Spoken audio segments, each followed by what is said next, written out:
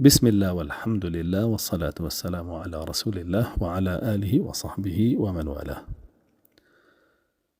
ئینسانەکان کە لەسەر زەویە ژین سێ جۆرن بەنسبەت بیرکردنەوەیان لە ئایندەیان و وەگەڕانەوەیان بۆ لای پەروەردگاریان لە ڕۆژی قیامەتە. جۆرێکیان بەو شێوەک ئەژین کە ڕۆژە لە ڕۆژان ناگەڕێنەوە بۆ لای پەروەردگاریان، بۆیە بە هەموو شێوەیە هەموو گرنگێکیان بۆ دنیاە. جۆرێکیان کامیان جۆری دووەمە بیر لە قیامەتیانەکەنەوە کاری بۆکەن، بەڵام لەگەڵەوەشە هەوڵ بۆ دنیاژەدەن، یعنی ترازوێکیان داناوە چەندە هەوڵ بۆ دنیا دەن ئەوەندەش بۆ قیامەتیانەدەن.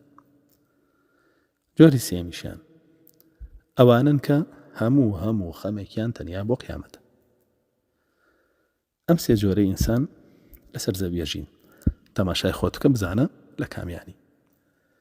ئەگەر لە جۆری یەکەمیانی وا ناژید لەسەر ئەم زەویە کە ڕۆژە لە ڕۆژانە گەڕێیتەوە بۆ لای پەروەردگارت و لە ساحەی مەحشەڕە ئەوەستێنرەی و دواتریش بانگ ئەکرێت و محاسبە ئەکرێت لەسەر ورد و درشتت و دواتر نامەی کردارەکانت بە گەورە بچووکیەوە درێتە دەستت و دواتر کردارەکانت هەمووی ئەکێشێ و ئەپێورێ لە تەرازووە و بڕیارت لەسەر ئەدرێ دواتریش بۆ جەهەنەم بڕۆی یاخود بە بەهەشت بڕۆی. ئەگەر بەم شێوە ناژیت بزانە پەروەردگارت لەبارەتەوە فەرمێکی ئەفەرمێ إن الذين لا يرجون لقاءنا ورضوا بالحياة الدنيا واطمأنوا بها والذين هم عن آياتنا غافلون أولئك مأواهم النار بما كانوا يكسبون.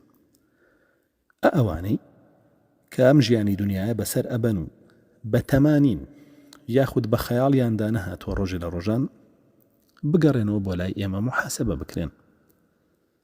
لە دنیای واژی هەرچێکیەوە بیڵێ، هەرچێکیەوە بیکە، هەرچێکیەوە بە خەیاڵیا بێ، تێنافکرێ ئایا ئەمەی ئەیڵێم بۆ قیامەتم باشە یاخود خراپە، ئایا ئەمەی ئەیکەم بۆ قیامەتم باشە یاخود خراپە، ئایا ئەوەی لە دڵ و دەروونما هەیە بۆ قیامەتم باشە یاخود خراپە. گوێ بۆ نادا، تەنها ئەوەی کە خۆشە لە دنیاە چێژە بەدەستی بهێنێ، ئەوەی ماڵ و سەرۆت و سامانە بەدەستی بخایتر گوێ ناداتێ بە حەرام یاخود بە حەڵاڵ، ئەوەی ناو ناوبانگە بەدەستی بهێنیتر گوێ ناداتێ بە دروستی یاخود بە نادروستی، ئەوەی کە چێش و خۆشی ژیانە هەر هەمووی بچێژێ و تامی بکە ئیتر گوێ ناداتێ لەسەر حسابی قیامەتی یاخودنە.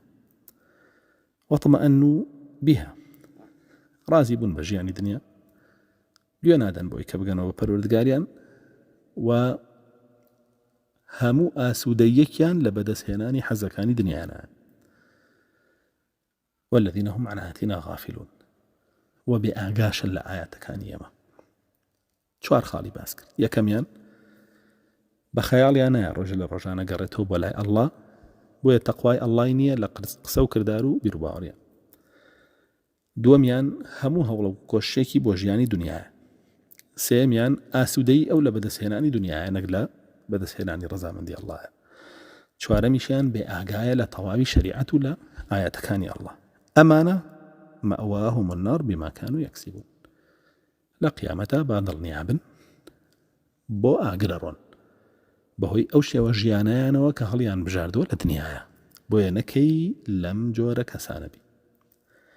جۆری دووەمەوانن کە هەوڵ ئەدەن کۆششیان لە ژیانی دنیا بێ بە دوو بەشەوە، بەشێکی بۆ دنیا، بەشێکی بۆ قیامەت، و بە هیچ شێوەیە ئامادەنین قیامەتی خۆیان بفەوتێن. ئەوانن کە ئەهلی ئەم ئاەتەن ربنا آتنا في الدنيا حسنة وفي الآخرة حسنة وقنا عذاب النار.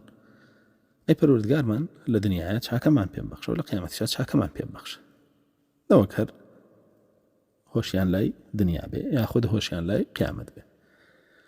ئەوانن کە ئەڵڵا لەبارەیانەوە فەرمێوە ئەحسن كما أحسن الله إليك ولا تنس نصيبك من الدنيا. چاک بە وەکو چۆن ئەڵڵا جەل جەلالوهو دنیای بەسەر ئەڕژاندویت و چێژی لێبین، هەوڵی عیبادەتی قیامەتت بدە، عیبادەت بکە بۆ قیامەتت، و بەشی خۆت لە دنیاە لە بیر مەکە ولا تنس نصيبك من الدنيا.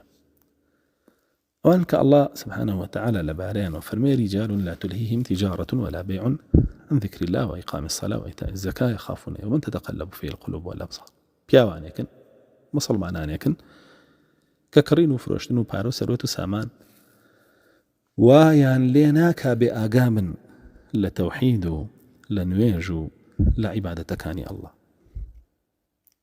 نافەرمێ واز لە تیجارەت ئەهێنن، واز لە کڕین و فرۆشتن ئەهێنن، نا، وازی لێ ناهێن کڕین و فرۆشتن و تیجارەتی ژەکەن، بەڵام کڕین و فرۆشتن و تیجارەتەکان نابێتە هۆیەوەی کە ئیتر بۆ خۆی قیامەت لەبیرکەن، بەڵکو ئەوەندەی کە پێویست بێ بۆ ژیانی ڕۆژانیان بە حەڵاڵی دابینی بکەن هەوڵەدەن بۆ دنیا و دواتریش بۆ قیامەتیان کارەکەن. ئەمانە الله جل جلاله ئەجریانە داتەوە ليجزيهم الله أحسن ما عملوا ويزيدهم من فضله.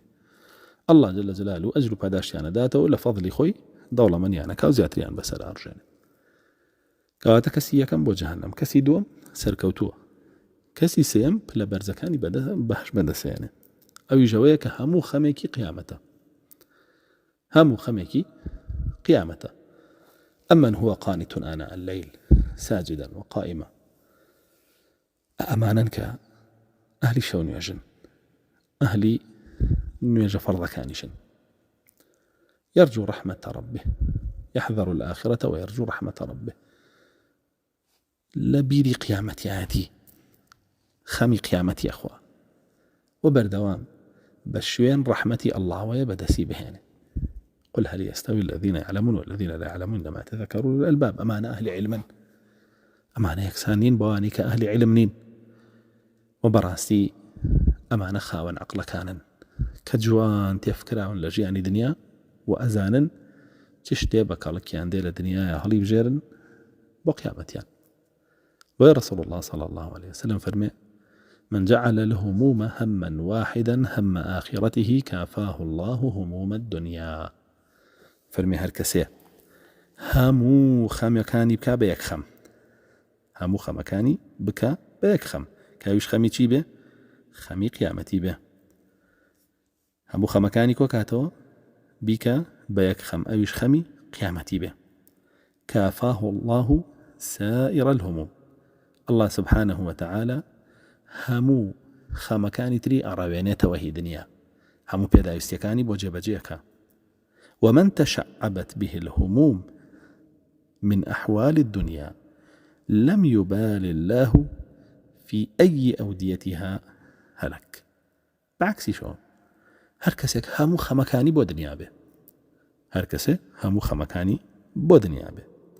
أفرمي أو الله سبحانه وتعالى، الله سبحانه وتعالى لي أقرأ خمكاني بشبشي كان بارچة بارچة كان بيبا ودواتريش الله سبحانه وتعالى لي أقرأ لكام دورشي وي دنيايا لنا وچه لنا وبچه تيا بچه وهكذا خود با. أقر ناتواني لو كسان بيها مهميكيان قيامته هول بدا بشي زوري همت قيامت به وكميك هول بو دنيات بدي. براسي إنساني مسلمان نابێ بێ ئاگا بێ لە قیامەت و لە دینەکەی.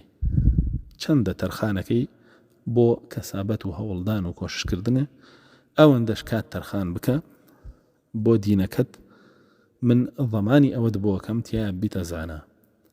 بەڕومعێکی ئەوە تەرخان بکە ضەمانی ئەوەت بۆکەم تووشی فیتنە و گێژا و ئاشوب و کوفر و شیرک نەبی، دەرباز ببی، سەر لێ تێک نەچێ، ڕێگە ڕاستەکەت لێون نەبێ. دعوة كرم الله يارمتي أمولا أكمان بدا والحمد لله رب العالمين.